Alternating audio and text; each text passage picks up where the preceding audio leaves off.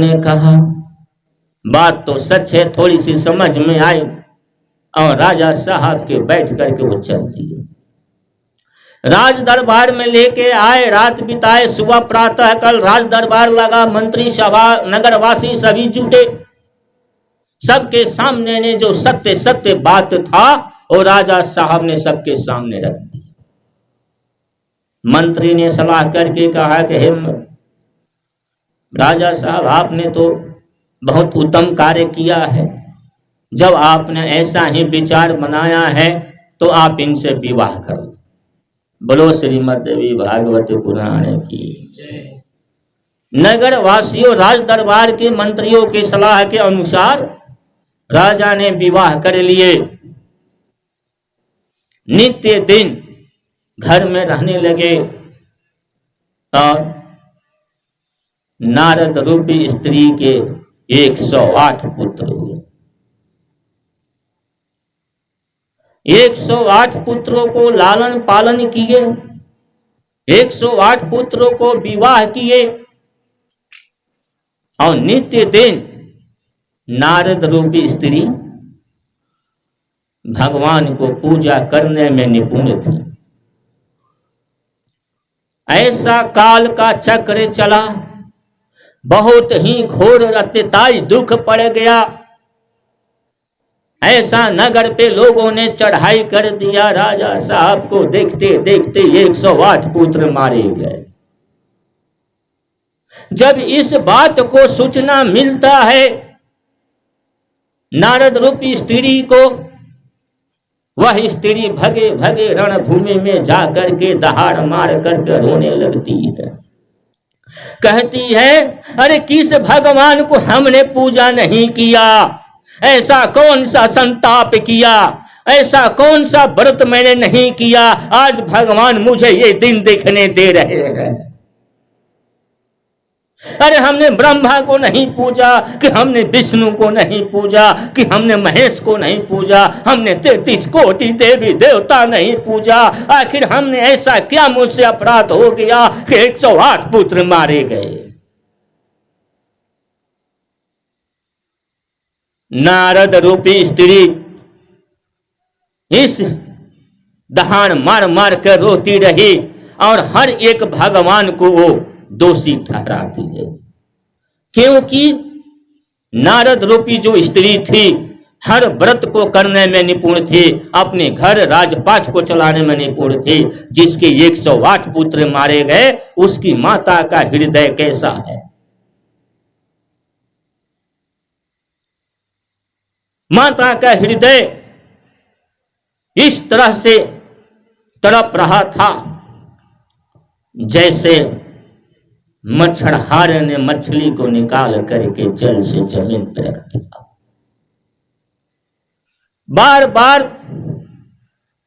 नारद रूपी स्त्री ने दहाड़ लगा रही है और दहाड़ लगाते लगाते जब श्राप देने की प्रयास किया, सभी देवताओं को बारी बारी से उसने श्राप देना शुरू किया।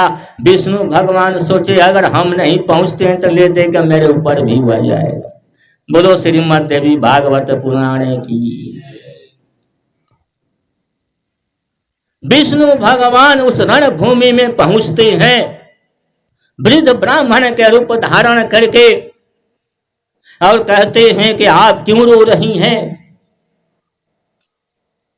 नारद रूपी स्त्री ने कह रही कि हे विप्रिवर, अभी भी आपको नहीं दिखाई दे रहा है, मेरे 108 पुत्र मारे गए हैं, मेरी बहुएं किस प्रकार रहेंगे। हे विप्रिवर, मैंने ऐसा कौन सा पूजा पाठ में गलती हो गया, आज मुझे ये दिन देखना पड़ रहा है। हमने अपने निष्ठा अनुसार, गुरु के निष्ठा अनुसार, पुरोहित के निष्ठा अनुसार, धर्म गुरु के निष्ठा अनुसार हमने एक एक व्रत अपने निश्चल रूप से किया है। हे विप्रवर, मेरे से कहां गलती हो गई कि मेरे आज 108 पुत्र मारे गए। विष्णु भगवान कहते हैं जो होना था वो तो होके ही रहेगा, जो होने वाला है वह भी होगा। अब रोने से क्या फायदा। अब आप इन बालकों की संस्कार की व्यवस्था करें। इतना बात कर ही रहे थे कि राजा साहब भी उस रणभूमि में पहुंच गए। पुत्र तो पुत्र, पुत्र वियोग का दर्द किसी से सहा नहीं जाता है। दोनों प्राणी लगे रोने। तब विष्णु भगवान कहते हैं कि हे राजन, एक राज्य के राजा का कर्तव्य होता है पुरुषार्थ की जिंदगी जीना। दैव का योग है या किसका योग है जिस कारण आपके 108 पुत्र मारे गए। अब रोने से क्या फायदा। आप ऐसा कहें कि कहीं संध्या रात्रि ना हो जाए, इन पुत्रों को संस्कार की व्यवस्था करें। एक राजा पुरुषार्थ होता है, राज्य को चलाता है, ऐसे कभी नहीं रोना चाहिए। विष्णु भगवान रूपी विप्र की बात सुनकर राजा अपने आप को थोड़ा सा ढाढ़स बांधते हुए कंट्रोल में आते हैं और पूछते हैं कि हे विप्रवर क्या करें। तो बोले कि जाइए, अब इंतजाम कीजिए, लकड़ी वगैरह काट करके संस्कार के इनकी किया जाए, और अपने प्राण प्रिय धर्मपत्नी को बोलिए कि इस मान सरोवर में स्नान करके आ जाए।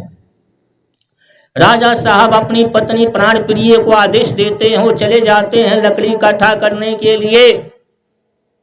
नारद रूपी स्त्री उसी मान सरोवर में गोता लगाती है। जैसे ही गोता लगाती है वैसे ही नारद रूप में परिणित हो जाते हैं। बोलो श्रीमद् देवी भागवत पुराण की। अब नारद जी ऐसे गुस्सा गए, ऐसे गुस्सा गए, कह रहे हैं अरे छलिया, तुमने मेरे साथ फिर छल कर दिया, अब हम आपको नहीं छोड़ेंगे, पंचायती करेंगे। उस सभा में आपको उचित दंड भी दिलवाएंगे। हमने तो माया माता देखने के लिए आए थे, आपने तो मेरे को छल से स्त्री बना दिया। विष्णु भगवान कह रहे भैया चुप रहो, नहीं तो हमारी प्रतिष्ठा जाएगी। आप जो दंड दोगे हम सहने को तैयार हैं, लेकिन मेरी बात मानो, अभी चुप रहो। अब नारद जी चुप रहे। राजा साहब उधर से लकड़ी लेके आ गए। विष्णु जी कह रहे हैं अरे जाके देखिए, अपनी अभी तक आपकी पत्नी स्नान करके नहीं आई है, जरा देखिए कहाँ है। अब वो राजा साहब जाते हैं, देखते हैं कहीं और मान सरोवर के आसपास कुछ दिखिए नहीं रहा है। अब आकर के दहाड़ मार के लगे रोने, कहने लगे हे विप्रवर, आपने तो कहा मैं लकड़ी लेने चला गया, आपके आदेश पे मेरी पत्नी गई थी स्नान करने, मेरी पत्नी कहाँ चली गई। कहीं ऐसा न हो कि उस मान सरोवर में ज्यादा ग्रहित होने के कारण डूब गई हो, ऐसा न हो को मगरमच्छ उसके अंदर खींच लिया हो। नाना प्रकार की कहते कहते रोने लगे। तब विष्णु भगवान विप्र रूप ब्राह्मण देवता कहते हैं कि हे राजन, मैं विष्णु भगवान हूं, जो आपकी स्त्री थी वह नारद जी सामने खड़े हैं। यह एक दैव काल का चक्र था, जो हमें आपकी लीला करना अति आवश्यक था। हम आपको पूरी रूप का दर्शन कराते हैं। आप परम धाम को जाइए अपने पुत्रों को संस्कार करके। तब राजा जाकर धीरज रखते हैं और अपने लड़कों के दाह संस्कार करके एक पुरुषार्थ के रूप में ऋषि आश्रम में चले जाते हैं। कुछ दिन व्यतीत करने के बाद वो परम धाम को चल जाते हैं। अब इधर विष्णु और नारद जी के झगड़ा कौन पर आए, बड़ा विकट समस्या। अब यहां से चले गए अपने लोक में। ब्रह्मा जी को बुलाते हैं, महेश जी को बुलाते हैं, 33 कोटि देवी देवता आते हैं, सभी के सामने बात रखा जाता है। और नारद जी एक रट लगाए हैं कि विष्णु ने मेरे से छल किए हैं, इनको घोर दंड मिलना चाहिए। विष्णु जी कह रहे हैं कि हम क्या करें, हम माया माता को दिखाने ले गए थे, माया माता तो मिली ही नहीं, और मिली माया माता तो स्वयं स्त्री बन गए। अब हमारा कसूर क्या है? यह बात की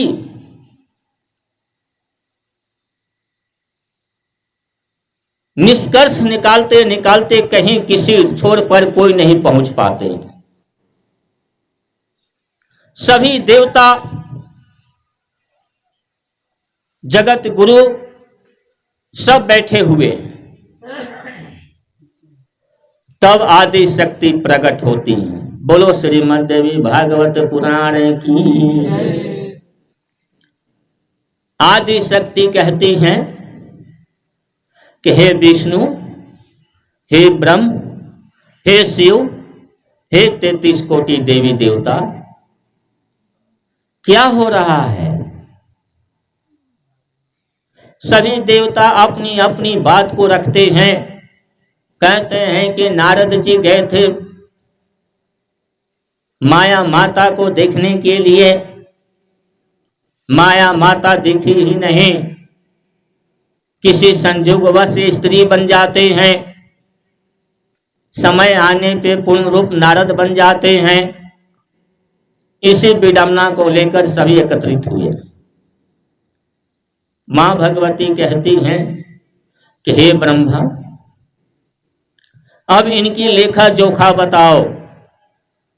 जब ये स्त्री बने तो कौन सा व्रत किए, कौन सा व्रत नहीं किए, कितना झूठ बोले, कितना सत्य बोले, कितना पुण्य किए, कितना पाप किए।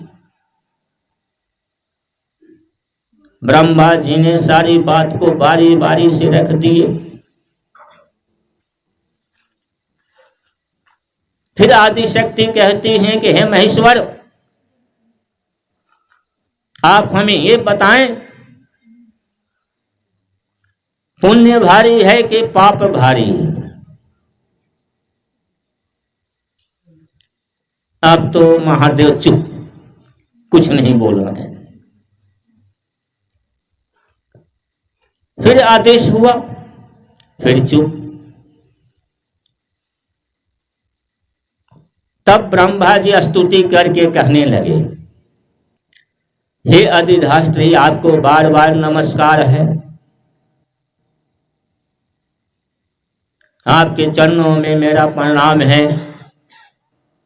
आप नित्य अनित्य होते हुए भी आप आदि हैं। आपकी लीला अनंत है, आपके रूप अनंत हैं। आपके जानने में हम समर्थ नहीं हैं। बिना आपके कृपा के मैं आपको नहीं जान सकता। हे भगवती, आपको बार बार नमस्कार है।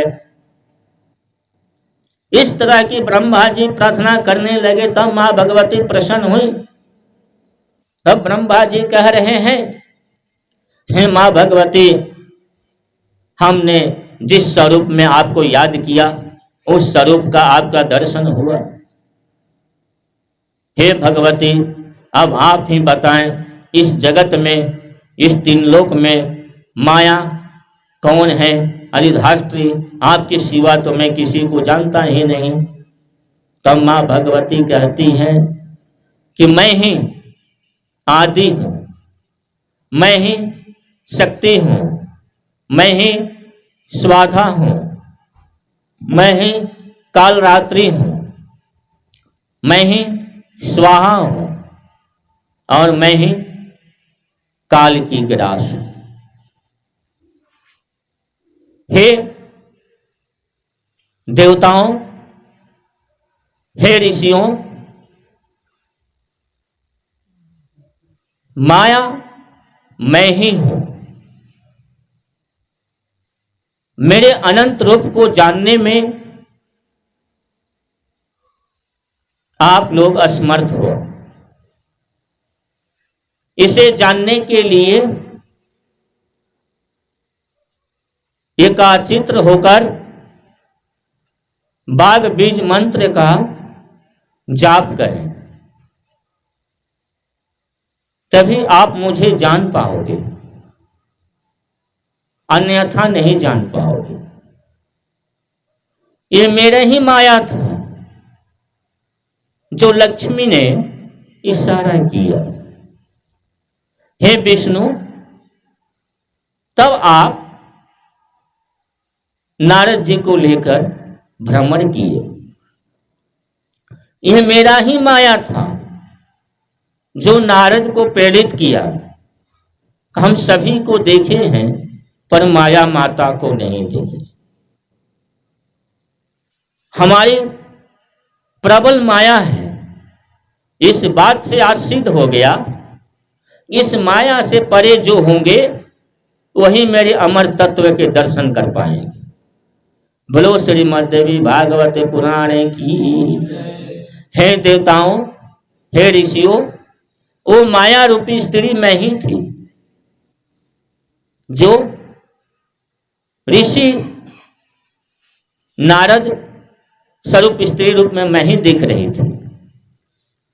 जब मेरी इच्छा होता है तब मैं पुरुष रूप में परिणित होती हूँ। जब मेरी इच्छा होता है तो मैं स्त्री रूप में परिणित होती हूँ। इस चराचर जगत की मैं माया से ओतप्रोत कर रखी हूँ। जैसे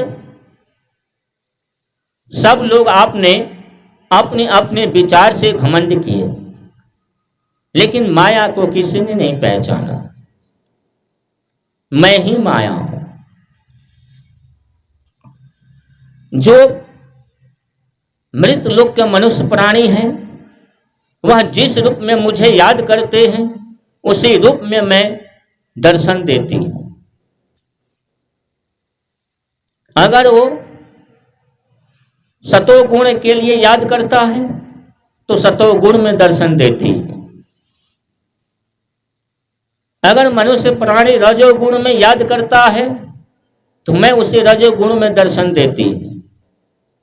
अगर मनुष्य प्राणी तमोगुण में याद करता है तो मैं तमोगुण में ही उसे दर्शन देती हूँ। बोलो श्रीमद् देवी भागवत पुराण की।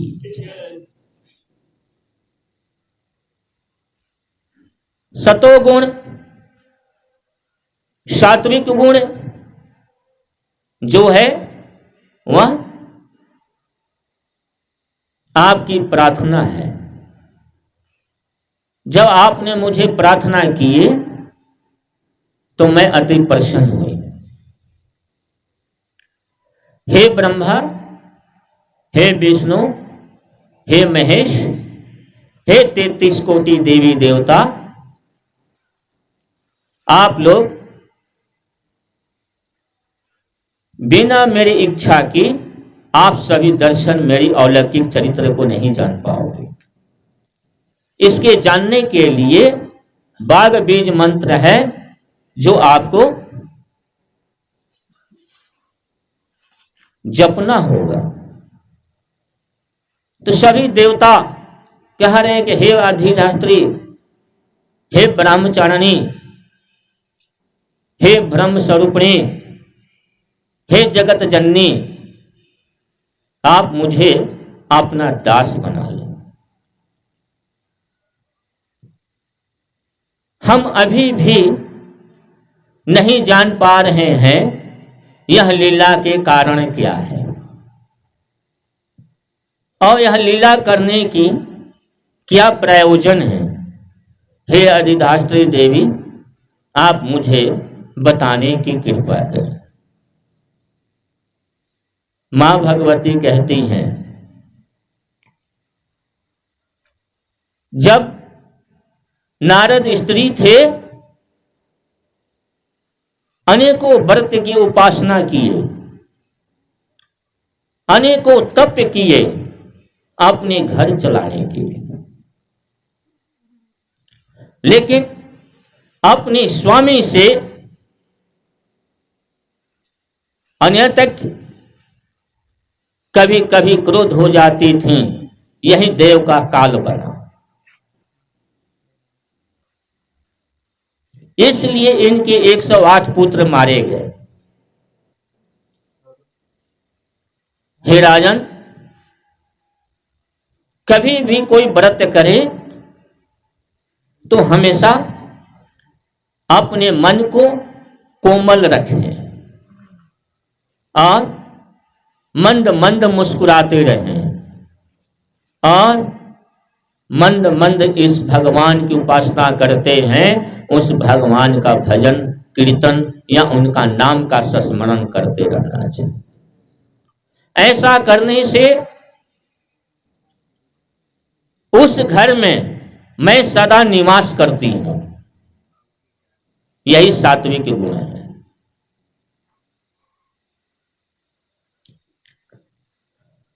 जो इच्छा से रहित